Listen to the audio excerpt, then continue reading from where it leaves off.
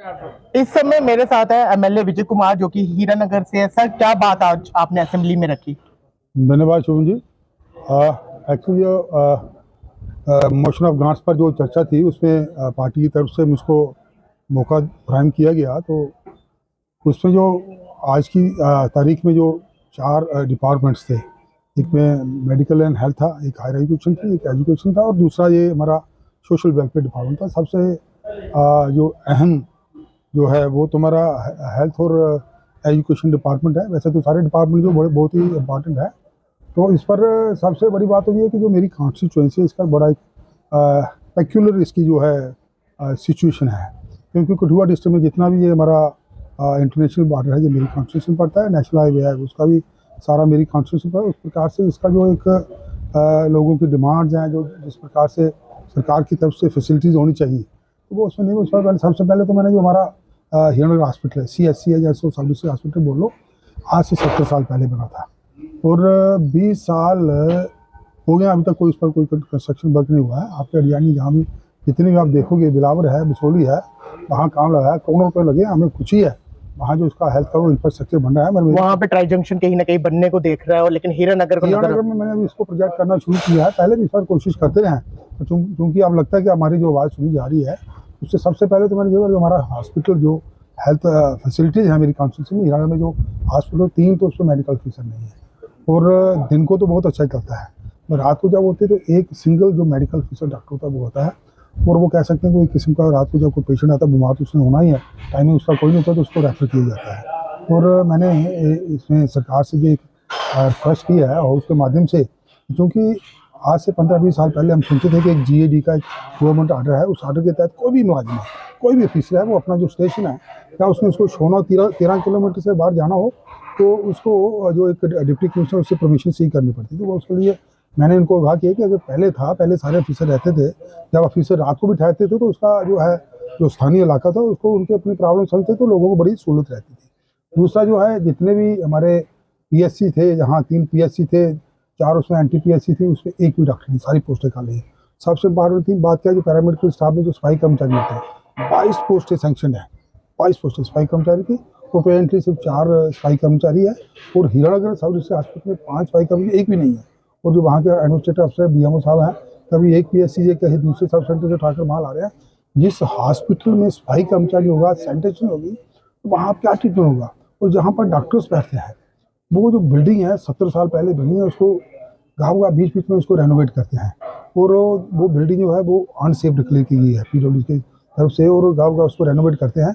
कितना रिस्क होगा उसका, सारा इस बात का जो मैंने जो नोटिस है वो उसके सरकार के नोटिस में लाया है। और हायर एजुकेशन का है कि हमारा जो डिग्री कॉलेज है उसमें कुछ सब्जेक्ट्स थे, 3-4 सब्जेक्ट्स है, इसका इंफॉर्मेशन टेक्नोलॉजी है, EVS है, और 2-3 सब्जेक्ट्स है उसका, कि वो सब्जेक्ट्स को वहाँ इंट्रोड्यूस होने चाहिए। और 3-4 अपना डिग्री कॉलेज जो मरीन में खुला है, 2019 में खुला है, जब खुला तो तब उसकी स्टूडेंट 300 थी।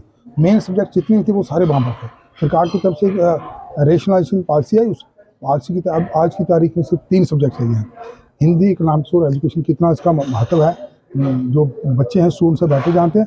आज की तारीख में वहाँ भी है 92 स्टूडेंट्स, 300 से 92 आ गई। सरकार को जो ध्यान है इसको मैंने आकर्षित किया है कि कम से कम वहाँ पर जो स्ट्रीम जो वहाँ पर भेजिए, प्रोफेसर वहाँ पर ले जाइए, 5 प्रोफेसर वहाँ पर टोटली जो है परमानेंट है, बाकी जो है 4-5 वो आधार पर ले जाए। एक हमारा सैंक्शन हुआ था, इसका एडमिनिस्ट्रेटिव अप्रूवल हुआ था, ये हमारा सलन जो है झालाचक क्षेत्र है, वहाँ हमारे वहाँ कुछ लोगों ने, प्रोफेसर राममूर्ति वगैरह ने बहुत प्रयास किया, वो एडमिनिस्ट्रेटिव अप्रूवल बन गया, और उसका नोडल अफसर हो गया, उसका सारा सिस्टम हो गया। गवर्नमेंट ने सिर्फ परमिशन देनी उसको क्लासेस स्टार्ट करने के लिए। एजुकेशन का सिस्टम, ये जो ह्यूमन रिसोर्स है, इसको अच्छी एजुकेशन मिले, इस प्रकार से सारा सिस्टम होगा। हमारे बच्चे पढ़ लिख कर अच्छे नागरिक बनेंगे, अच्छे इंजीनियर्स बनेंगे, डॉक्टर्स बनेंगे, जहाँ जहाँ भी जाएंगे, टेक्नोक्रेट्स, ब्यूरोक्रेट्स जो भी है, जहाँ भी जाएंगे, तो वो स्ट्रक्चर जो उसको उस क्लास स्टार्ट करने के लिए परमिशन है। बहरहाल आज इसको सरकार से ये एक रिक्वेस्ट की है, तो लगता है इस पर कुछ काम होगा। और रही बात ये जो एजुकेशन थी, हमारे हाई सेकेंडरी बहुत सारे हैं, बहुत सारी पोस्टें उसकी खाली हैं, कुछ सब्जेक्ट्स इसको इंट्रोड्यूस करने की जरूरत है। ये 7-8 हमारे हाई सेकेंडरी है मेरी कॉन्स्टिट्यूंसी में, उसका रखा। फिर दूसरा ये जो है आपका ये सोशल वेलफेयर का डिपार्टमेंट है, हैंडीकैप्ड है, ओल्ड एज पेंशन है, विडो पेंशन है, एक यार बहुत ही एक बिगर पेंशन है। मैं आपको बताऊँ, मैंने वहाँ भी बहुत वहाँ दी। एक हमारी बूढ़ी माँ थी, उसने 10 दिन पहले फ़ोन किया एक बूढ़ी माँ और एक उसकी पोती है, छोटी सी बच्ची है। कोई मेल मेंबर नहीं है, कोई कमाने वाला मेंबर नहीं है। 1,000 महीने का उसको मिलता है, कोई उसकी ज़मीन नहीं है। बोलते वजह 1,000 पेंशन मिलती है और 800 रुपये का मेरा बिजली का बिल आ गया महीने का, तो मैं 200 रुपये खाऊँ क्या?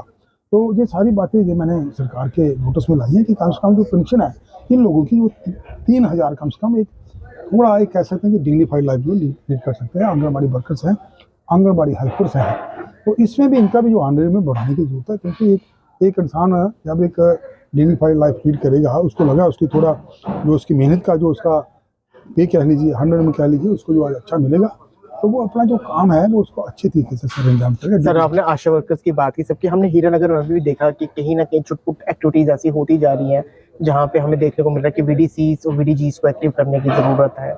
उस बारे में आपको क्या लगता है? देखिए, ये बीडी जो है ना, इसका जो हमारी पार्टी की तरफ से जो है इस पर काफ़ी इनिशिएटिव लिया गया। आपको पता, हमारी ऑनरेबल होम मिनिस्टर साहब इस पर पहले ही बहुत ही इसमें गंभीरता से विचार कर रहे हैं। अभी बीडीसी वगैरह पहले हम ये तभी जैसे ये अभी इंसिडेंट बिलावर में माननीय हमारे सुनील जी एलओपी हैं, बाकी राजीव वगैरह सतीश जी, हम सभी इकट्ठे गए थे। वहाँ लोगों ने बात भी रखी है, जो उनको हथियार पहले मिलते थे वो इतने वो सोफिस्टिकेटेड नहीं थे, अब सोफिस्टिकेटेड वेपन दे रहे हैं, इसको स्ट्रेंथन करने जा रहे हैं, ताकि जो लोगों में एक सेंस ऑफ इनसिक्योरिटी है कि वहाँ पर जो हाई रिस्क पर जो एक टेररिस्ट का रहता है, ये जो इंसिडेंट हुआ उस पर लोगों से हुआ है, लोगों को इसमें मैक्सिमम लोगों को इन्वॉल्व कर रहे हैं, ताकि जो गाँव में एक जो सुरक्षा की भावना बढ़े इसमें। तो जो सेंस ऑफ इनसिक्योरिटी आपने बोली हीरानगर में कहीं ना कहीं अब कम होती हुई दिख रही है, क्योंकि आप एमएलए हैं, कहीं ना कहीं आपका एक दायित्व बनता है उधर के लोगों की तरफ। देखिए, ये इसमें मैं ये कहना चाहूँगा, जो अपनी तरफ से पूरा प्रयास है।